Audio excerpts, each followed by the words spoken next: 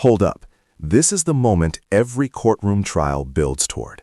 The evidence phase is over, and now both sides get one final chance to persuade the jury. Closing arguments aren't new evidence.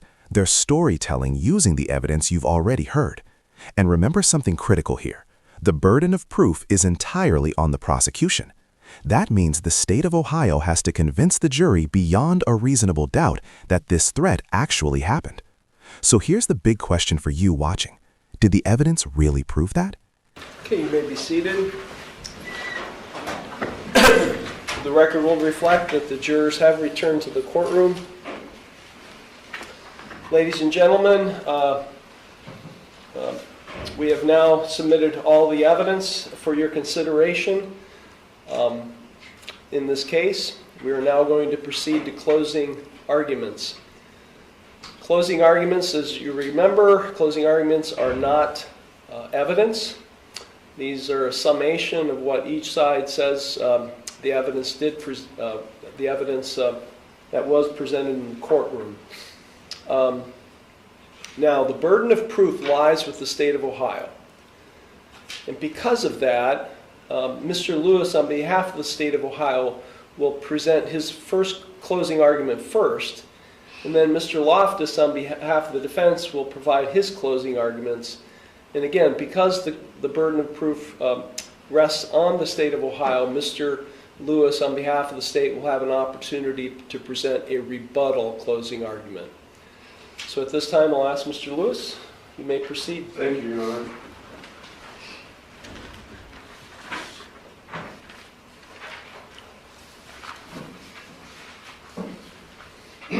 I want to thank you again, ladies and gentlemen, for your service on the jury today. It's a big deal, and it's greatly appreciated by certainly all of us attorneys that do this for a living, but also the community itself. So thank you. This is not a big case, not a lot of evidence, but important evidence. Now listen carefully here, because this is the prosecution's core argument. They're focusing on two alleged death threats, and not just random threats, but threats tied to a specific date. In criminal law, specificity can make a threat sound far more believable and serious to a jury. But here's the twist. This entire case basically hinges on witness testimony. No recordings, no written threats, just people saying what they heard. So the real battle here is going to be credibility. You've heard the testimony of Franklin Fink, that on June 4th of last year, he received two death threats from the defendant, Donald Fink. Both of them specifically mentioned the date, August 11th. According to Mr. Franklin Fink, that would have been the anniversary of the day that Donald Fink's brother committed suicide on Franklin Fink's property. You've heard the testimony of Dwayne Lester, who was there. Didn't hear everything that was said between the defendant and Franklin, but did hear Franklin asked the defendant to move his truck, and he did hear the defendant threaten to kill Franklin Fink.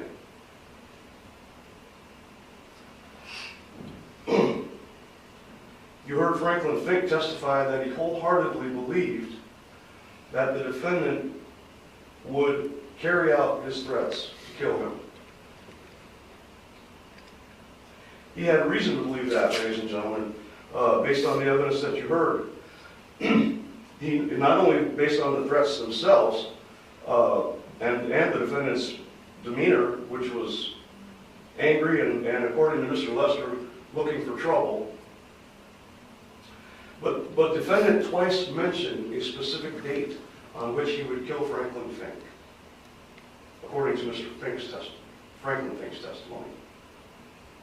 Twice mentioned a specific date. That's a pretty specific death threat.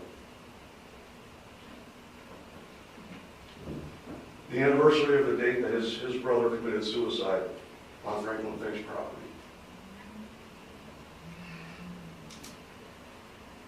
In his opening statement, Mr. Loftus described this incident as a family argument. We've all been there. That's what he said. There's a difference between a family argument and not only threats to kill your family member, but very specific threats to kill your family member. That I'm going to kill you, and it's going to be on a certain date. I'm going to kill you.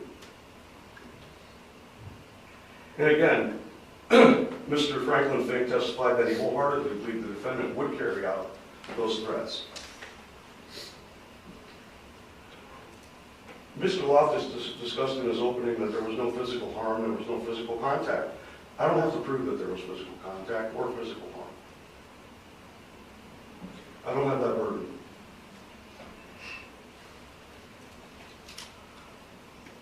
I would also note the defendant never spoke to the sheriff's department about this. Even after he received the complaint, the criminal complaint that he was charged, and he knew that he was charged with aggravated menacing, he never went and talked to the sheriff's department, ladies and gentlemen. Now, I don't know about you, but if I get a complaint filed against me that I've committed a crime, and I don't feel that I did it. Objection, Your Honor. And there it is, an objection. This usually means one attorney believes the other just crossed a legal line. In this case, the defense likely didn't like the prosecutor suggesting what the defendant should have done after being charged. Why? Because jurors aren't supposed to assume guilt based on whether someone talked to police. Remember, defendants have the right to remain silent. Moments like this can be subtle, but they can shape how the jury interprets fairness in the trial. I would request a sidebar.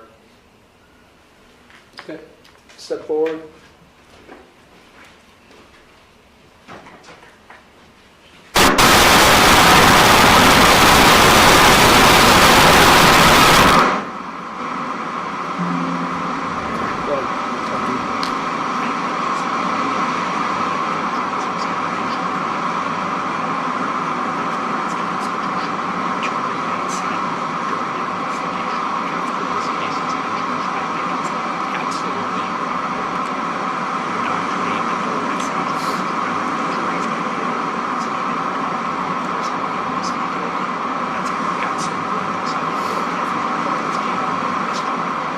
I know. How come you didn't raise this earlier?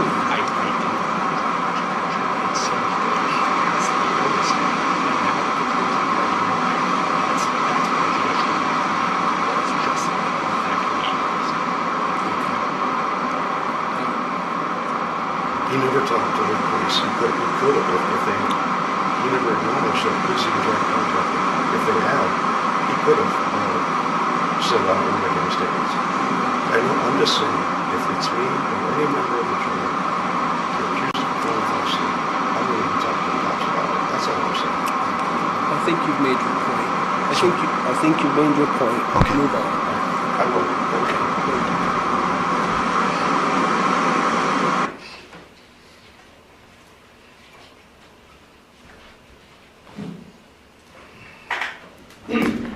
We heard the testimony of the defendant in this case. His story really pretty much lines up with the other testimony that you heard on most accounts. The place where it really differs is where he threatened the life of Franklin Fink twice. He indicates he did not do that. So you ask, obviously there's conflicting testimony here, ladies and gentlemen. In a case of conflicting testimony, you have to ask yourselves as the trier of fact, who's lying? Who's not telling the truth? And in doing that, you can also consider, well, who has a reason to lie?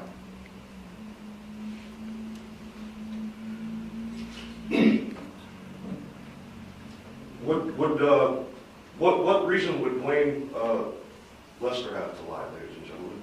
And really, what reason would Franklin Fink have to make up this whole story and go to trial? Or at least the part about the threats. We're here at a jury trial. I mean, obviously, Franklin Fink believes in his cause, and we're here on a jury trial. The defendant obviously doesn't want to be convicted of this crime. So he's got a reason to lie. Not Franklin Fink. It's certainly not Dwayne Lester, who both heard the death threats. The defendant admitted there was a verbal argument between himself and Franklin Fink, and he also said, he testified to this on the stand under oath, "I wish it was him I told him that I wish it was him instead of my brother. Isn't that the same as saying I wish Franklin Fink was dead? Isn't that basically what he's saying? I wish it was him instead of my brother. He admitted he wished Franklin Fink was dead. Is it that much of a stretch to believe that he threatened to kill him during this angry verbal exchange between the two individuals? It's not. It's not a far stretch at all. Again, ladies and gentlemen, I want to thank you for your time, and I'm asking you to return a guilty verdict on this case as to the charge of aggravated menacing. Thank you. Thank you, Mr. Lewis. Mr. Loftus?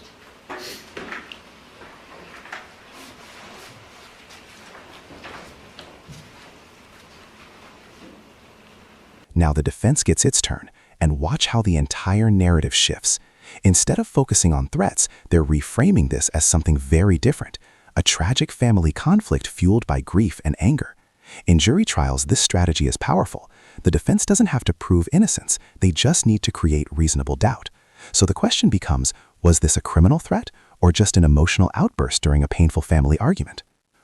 Come on back and I'll show you the road. It's what he heard. It's what he heard that day. That's what Franklin Fink told my client Donald right there as he was sitting in his driveway, knowing that my client's brother took his own life on that property, on that family farm, by hanging himself. And to jokingly smirk and say, come on back, I'll show you the road.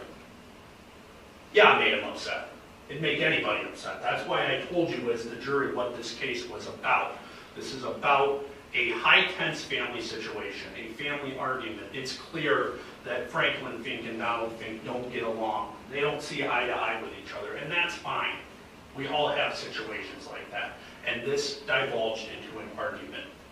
But to have my client Donald Fink charged after being upset when his uncle said, I'll go back and show you the rope that your brother used to kill himself with, that's just not right.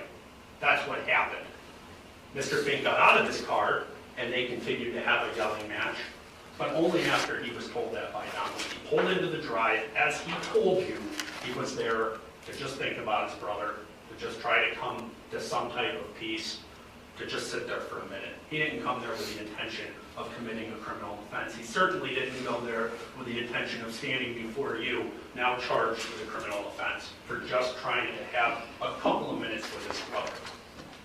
I'm not trying to sit here and say, ladies and gentlemen, that you need to feel bad for Donald Fink because he's had tragedy in his family, because I'm sure a lot of us have. He's not unique, and he's not here saying that, but he's saying what happened. He's saying his truth of what happened. He is giving himself a voice to explain that, yeah, he said, I wish it was you and not my brother. That's not a death threat. For the state of Ohio to equate that to, I'm going to kill you, it's not the same thing. He was angry, he was upset, he was whatever you want to call it, but he didn't threaten to kill this man. At the jury selection part of this, I brought up paying attention to detail. And the state of Ohio talked about conflicting testimony, and of course the state talked about the testimony of my client Donald there, and how it conflicts with the state's evidence. But what we have here is the two of the state's witnesses had absolutely conflicting evidence. We have testimony first from Franklin that there were these threats made, and when he got out of the truck, he was inches from my face, and he was yelling, and he reeked of marijuana, and he reeked of alcohol. But we also have an alleged victim who admitted to drinking that day, and his statements that I drink every day to settle in for the evening. Franklin Fink started drinking at noon.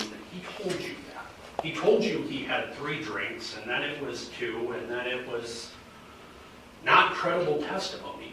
He was the one who was drinking. He is the one who smelled of alcohol, not my client. My client had 1 shot of Jack Daniels at his brother's grave that day. My client wasn't intoxicated. He wasn't smoking marijuana that day, and he told you he wasn't. He had a shot of Jack Daniels and went over to the property. Was not stumbling, slurring, causing a scene, reeking of alcohol, and being high on drugs like Mr. Franklin Fink wants you to think. looking again at conflicting testimony, Franklin, like I said, he wants you to believe that when Donald gets out of the truck, he's inches from his face, and he's right there, and he's yelling and screaming.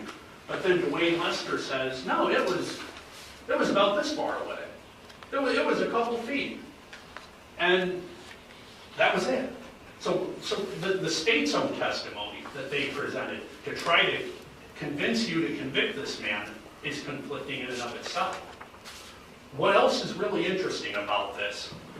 Because obviously the state of Ohio wants to discredit the testimony of the defendant, testimony that he didn't have to give you. But what I find really interesting is that both Franklin Fink and Dwayne Lester were asked about what Franklin said during this altercation. And Franklin and Dwayne can remember what Donald said, but when I asked them about anything that Franklin said, no one seemed to be able to remember that. Because that was the convenient part of that. I don't remember, we don't know, but that guy threatened him. That guy threatened him with his life. It doesn't make sense. It's not credible.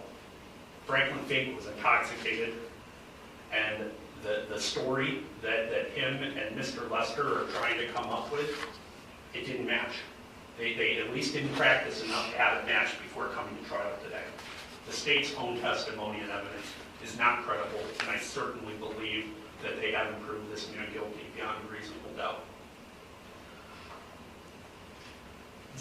The last thing I want to say is the state of Ohio, in its closing argument, said that this case is not a big case. I think that's the first thing Attorney Lewis said. It's not a long case. It's not a case that drags on for days. It's not a case where you have CNN or Fox News covering it and I'm not answering interviews, but it is a big case. It's a big case for that man. It might not be a big case for Attorney Lewis or for myself because this is what we do, but for that man, this is important. This is a big case, and I ask you to consider that when you as the jury go back there to deliberate. Do you understand that this is a big case, that this man took that stand and told you what happened and he was honest about it? Is it the best moment of Mr. Fink's life? Is it the most accurate shed of his character or who he is as a man? No. Things were said and tempers were hot. But it's not enough to convict this man of aggravated menacing, and I know that. And I ask that as you carefully deliberate in this case, you consider my arguments, you consider the position of this man, and you find him not guilty. Thank you. Thank you, Mr. Loftus. Mr. Lewis, rebuttal? Thank you. I think Mr. Loftus is perhaps mischaracterizing what I said. I said it wasn't a big case in that there was not a lot of evidence in the case. And we've had cases that lasted way longer than this. You know, I was done presenting my case by lunchtime. That usually doesn't happen. So what I meant is it was a short case, and there wasn't a lot of evidence. I didn't say it wasn't an important case. It's very important to the person whose life was threatened. And it's important to the defendant as well.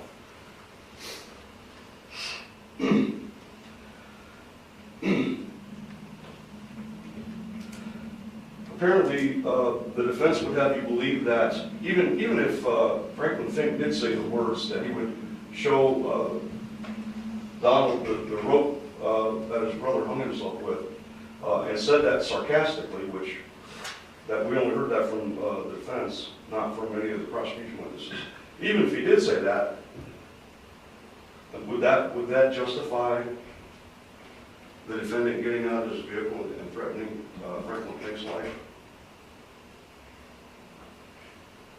Very specifically, threatening his life. I'm going to kill you on a particular day. Twice he said that. Admittedly, there were minor conflicts between the testimony of Franklin Fink and Dwayne Lester. Mostly had to do with distance between Franklin and Dwayne when this verbal heated exchange was going on. But they're minor and really not significant. And this happened in June, ladies and gentlemen, so it's been a while since those two witnessed what happened. It also shows that they didn't get together and compare stories to make sure they were on the same page as to what happened here. So that makes their testimony more credible. That, they each are representing their own recollection of what happened that day. They didn't get together and compare notes.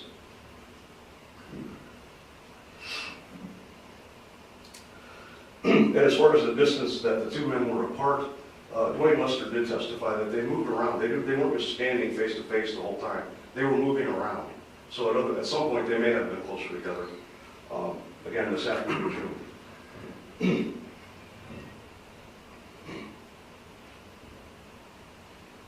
When you're hearing people argue like this and saying words to each other, heated words, Mr. Loftus makes light of the fact that, well, neither of the state's witnesses remembered this alleged offer of Franklin Fink to show him where his brother hung himself, show the defendant where his brother hung himself. Neither of the state's witnesses testified about that, I agree. But, in a verbal exchange like this, what's going to stand out to you and what you're going to remember is what they remembered, which are the death threats.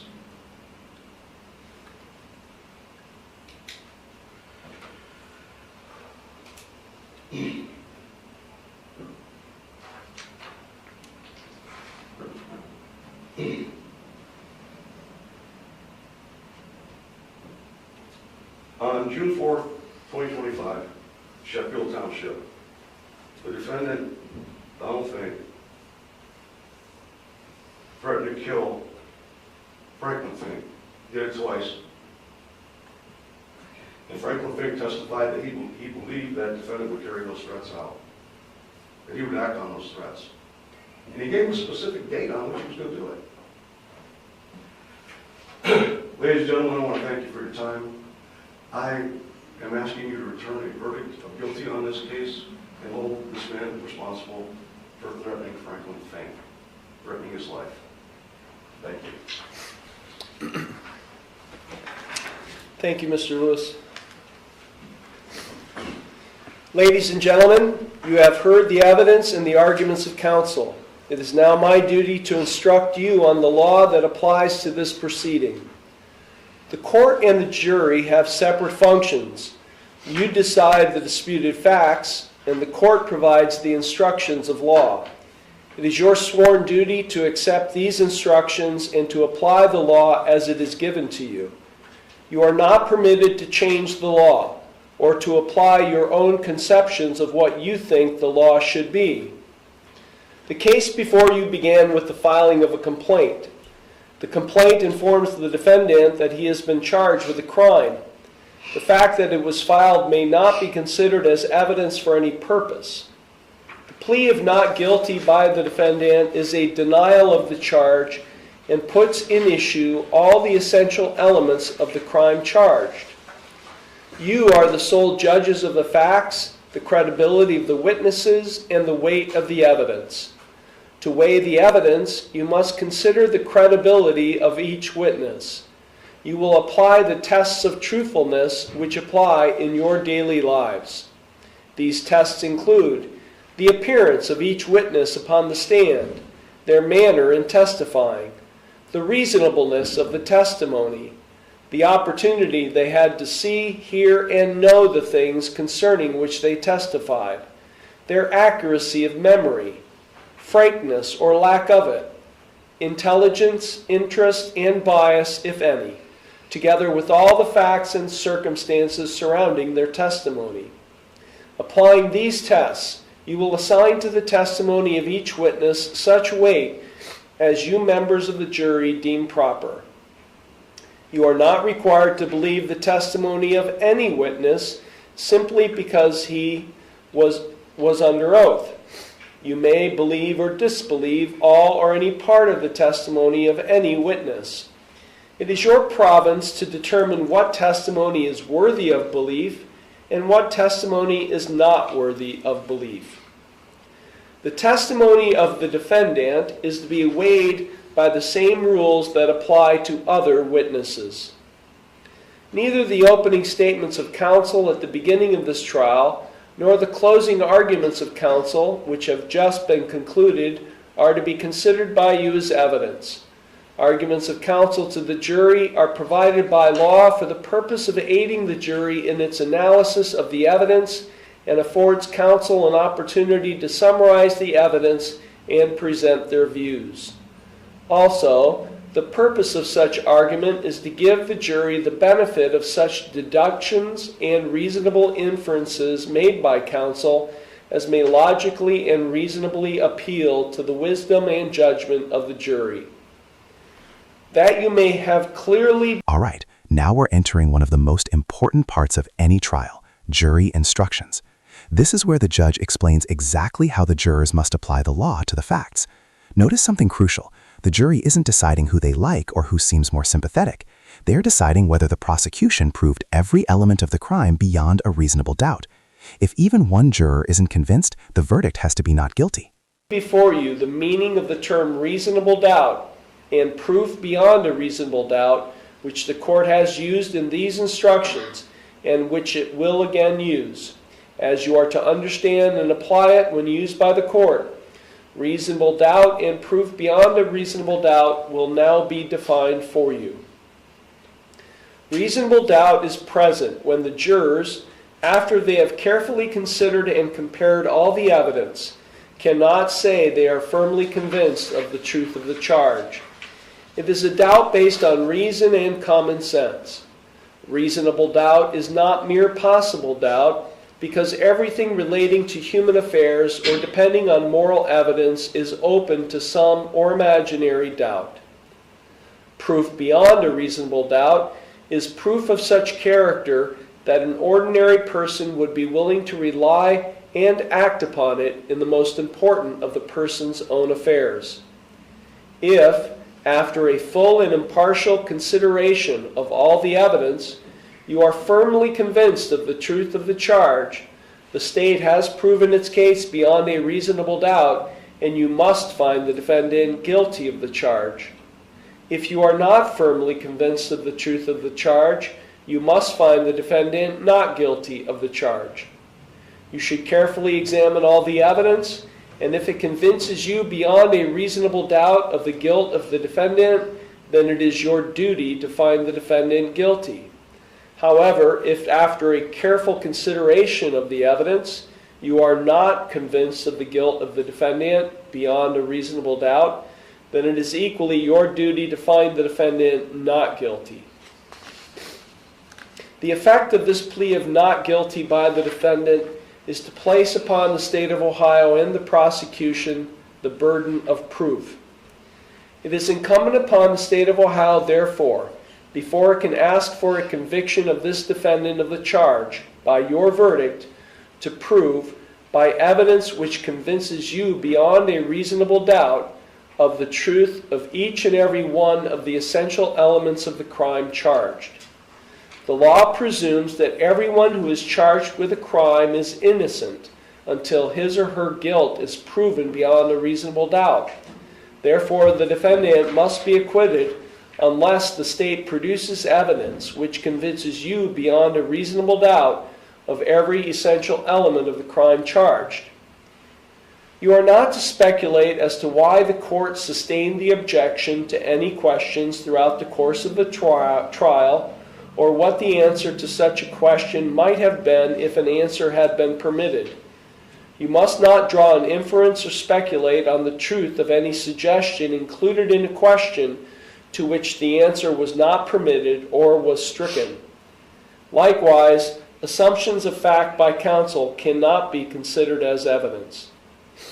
Evidence is all the testimony received from the witnesses and the exhibits admitted during the trial, and facts agreed to by counsel and any facts which the court required you to accept as true. Evidence may be direct or circumstantial, or both. Direct evidence is the testimony given by a witness who has seen or heard the facts to which they testified. It includes exhibits admitted into evidence during the trial.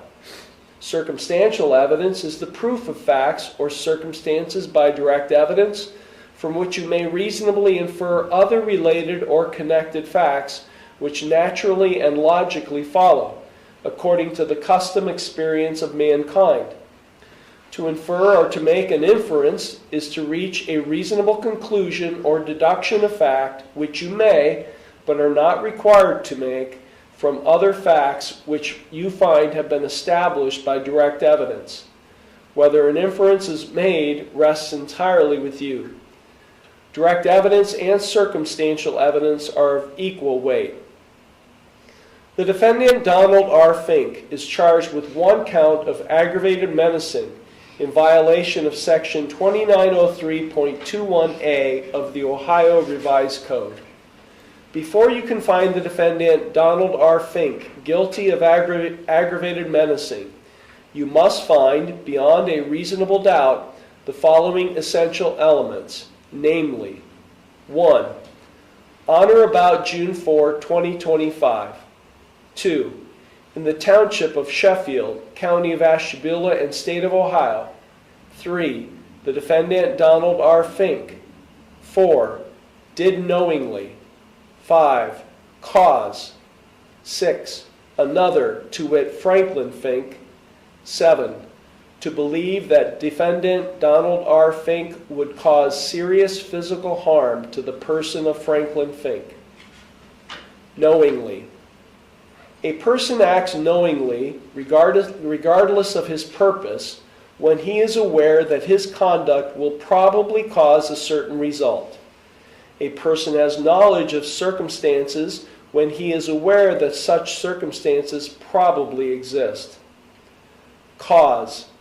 The state charges that the act of the defendant, Donald R. Fink, caused Franklin Fink to believe that the defendant would cause Franklin Fink serious physical harm to his person. Cause is an essential element of the offense. Cause is an act which in a natural and continuous sequence directly produces the belief in the mind of Franklin Fink, and without which it would not have occurred. Serious physical harm to persons. Serious physical harm to persons means any of the following.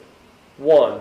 Any mental illness or condition of such gravity as would normally require hospitalization or prolonged psychiatric treatment. 2. Any physical harm that carries a substantial risk of death. 3. Any physical harm that involves some permanent incapacity, whether partial or total, or that involves some temporary substantial incapacity. 4. Any physical harm that involves some permanent disfigurement, or that involves some temporary, serious disfigurement. Or 5. Any physical harm that involves acute pain of such duration as to result in substantial suffering, or that involves any degree of prolonged or intractable pain. Substantial risk.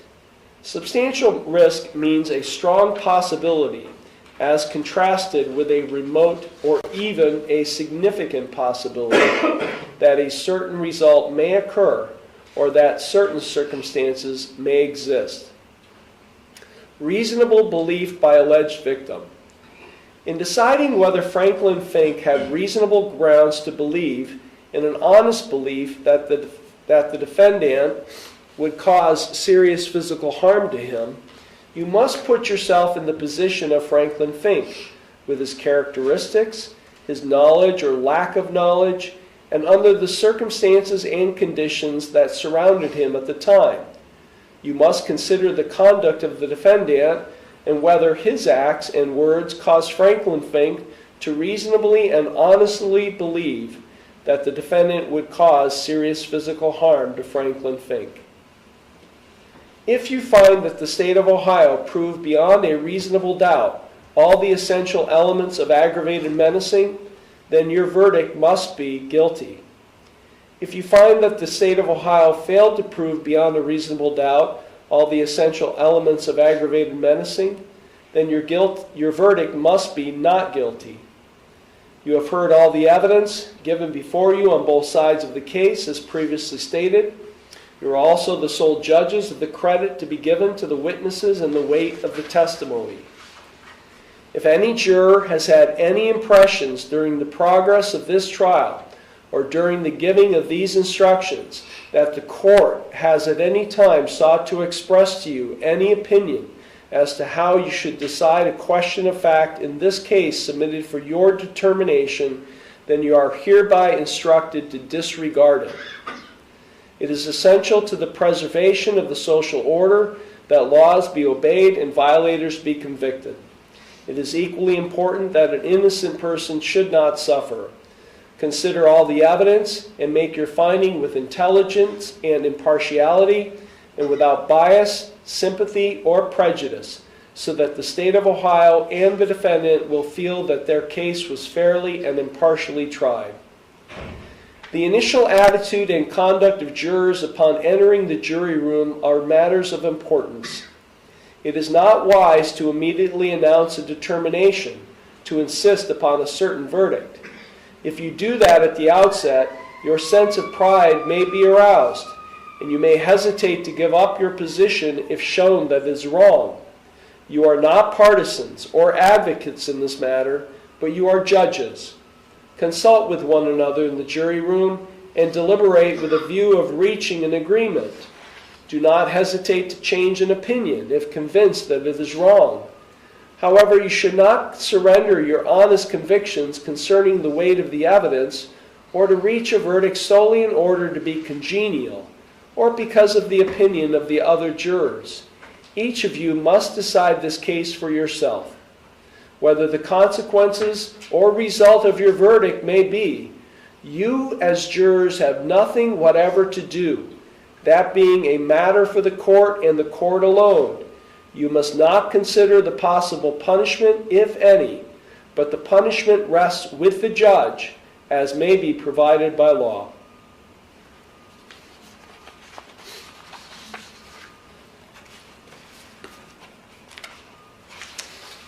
Now, ladies and gentlemen, I've prepared a verdict form which you will have with you in the jury room.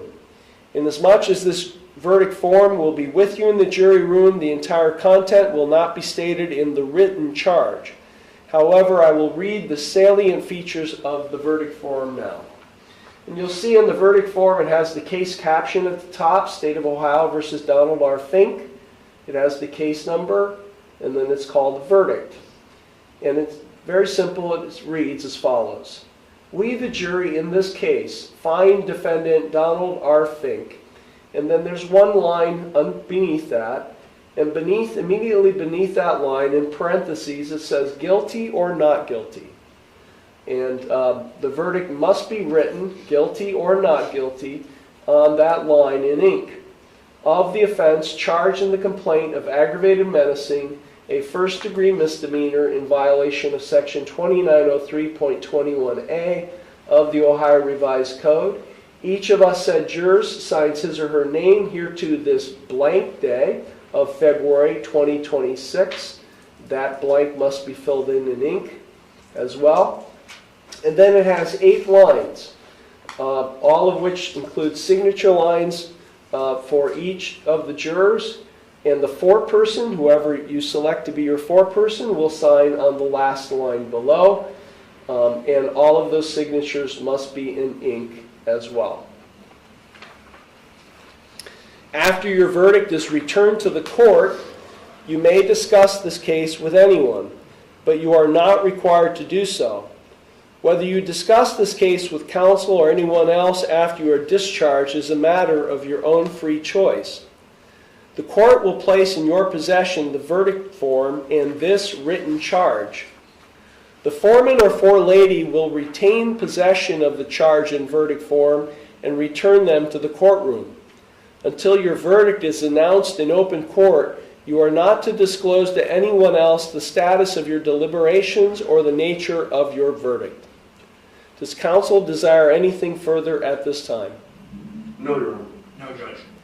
Are there any corrections, deletions, or additions to these instructions? No, sir. No. This being a criminal case, ladies and gentlemen, it is necessary that all of your number, to wit, all 8 of you, agree upon the verdict and sign the verdict form in ink before you can return to the courtroom. You will not be allowed without the permission of the court to separate until you have agreed upon your verdict or otherwise discharged, and you will be in charge of my bailiff during all of your retirement. After you retire, select first a foreman or forelady to preside over your deliberations. The foreman or forelady will see to it that your deliberations are conducted in an orderly manner. However, the court hastens to add that the foreman or forelady has no greater voice or vote than any other member of this jury. Whenever all 8, and I repeat, all 8 jurors agree upon the verdict, you will sign the verdict in ink and advise the bailiff by knocking on the jury room door. You will then be returned to the courtroom. If during your deliberations the jury has a question to propound to the court, it should be propounded in the following manner. First, you should reflect upon it and discuss it in the jury room. Then it should be reduced to writing so that there will be no misunderstanding as to what has been requested. The foreman or forelady will write the question or questions on paper and sign the request. You should keep in mind that never in any way should the request made reflect the status of your deliberations. The request should indicate specifically what is requested, and it should be delivered to the bailiff so that he can hand it to the court. Okay, I'm now going to ask all 8 of the jurors who have been selected. Let me get my list here.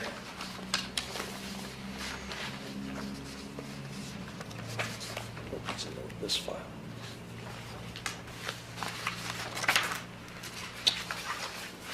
And Ms. Deemer, that does not include you, so all 8 of the jurors, I'm going to ask you, are you physically able to proceed to deliberation in this case? If you are not, please raise your hand. No hands are raised. Our 9th juror, our alternate, Holly Deemert, who was selected to serve in the event of any misfortune to a member of the panel, will now be excused. Ms. Deemer, it will not be necessary for you to serve any further. However, you are not to discuss this case or tell anyone how you would have voted until after the jury has returned a verdict. The court very much appreciates your attention and attendance to the matter at hand, and thank you so much on behalf of everyone. You are now excused.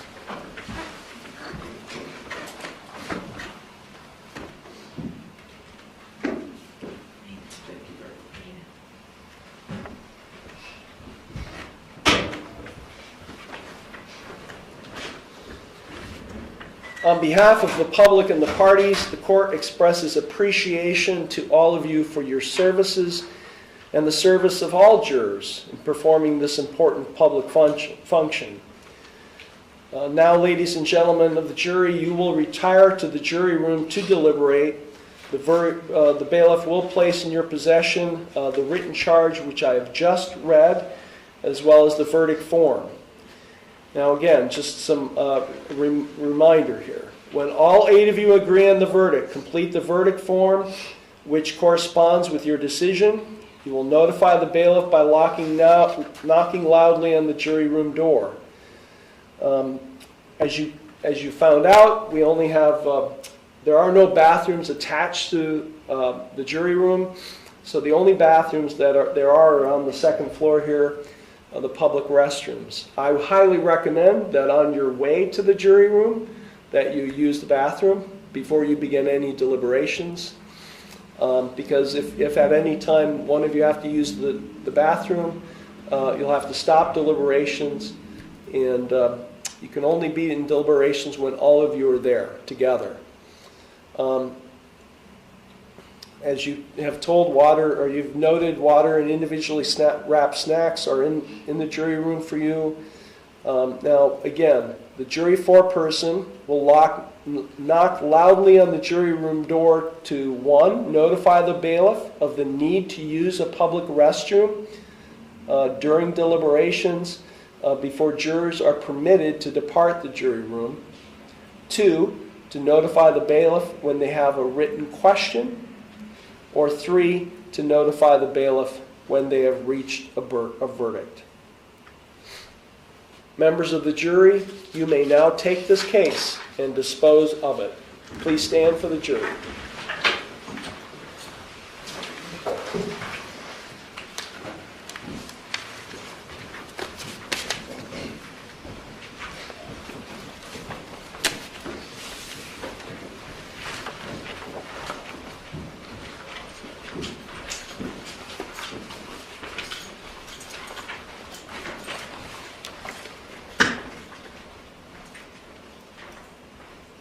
And just like that, the case is officially in the jury's hands. 8 jurors will now walk into that deliberation room and decide one thing. Did the prosecution truly prove that Donald Fink made a criminal death threat? Remember, this charge, aggravating menacing, doesn't require physical violence. It only requires the victim to reasonably believe serious harm could happen. So what do you think? Was this a real threat, or just words spoken in anger? Let me know your verdict in the comments before the jury returns. Okay. Anything, counsel? I don't believe so, Judge. Okay, Mr. Nothing further.